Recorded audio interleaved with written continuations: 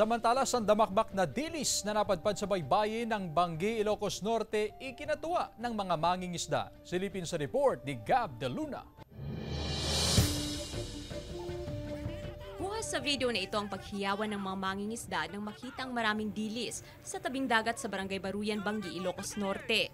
Hindi raw ito ginamitan ng lambat, kaya ipinagtataka ng mga mangingisda kung bakit ito napadpad sa dalampasigan. Kanya-kanya namang huli ang mga mangingisda at residente. Ito raw ang unang beses na may inalon na sandamakmak na dilis sa lugar. Pero ngayon lang, ma'am, marami yung dilis na pumunta sa may pangpang. Nagtatakbuhan po kami, lahat ng mga tao na nandun.